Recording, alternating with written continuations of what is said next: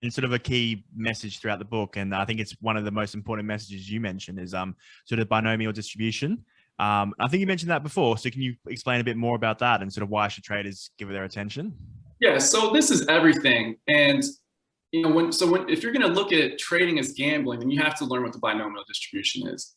And it sounds like, it's a weird name. And so people, are maybe turned off by it. No one wants to get all nerdy with the mathematics and stuff. But every successful trader, especially every hedge fund manager, everyone who's ever worked at a hedge fund, these are all math geniuses. And, the binomial distribution is, like tying shoes is to us. This is just the tip of the iceberg for them. So they all know it inside and out, understand what it means. But it's basically the binomial distribution is just, here's the distribution of outcomes you have for something that's going to happen. So for example, just say we're looking at, let's say there's a 20% chance of rain every day this week, right?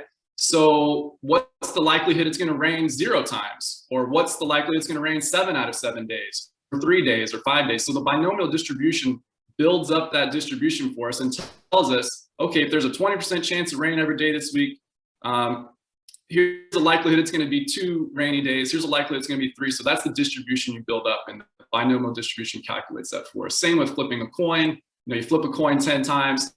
How many out of that 10 is going to be 10 heads? Or what's the likelihood of getting 0 heads? That sort of thing.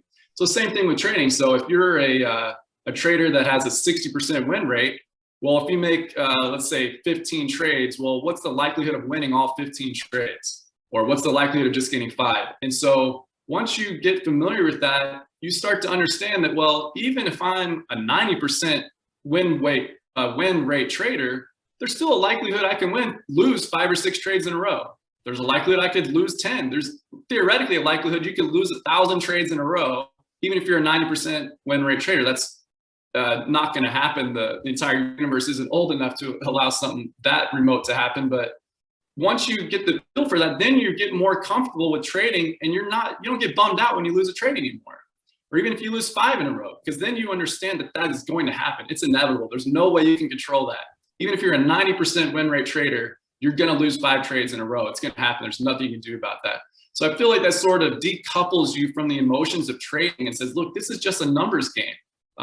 There's absolutely no way you can avoid that. And then you just start to sort of take a step back and look at it from a macro sense. Say, look, really what I got to do is just take a batch of 100 trades and see how that's going, and start analyzing blocks rather than just getting so emotionally tied to every single trade. And so, that all starts with the binomial distribution and understanding of that. And yeah, you just sort of treat it like gambling, I guess.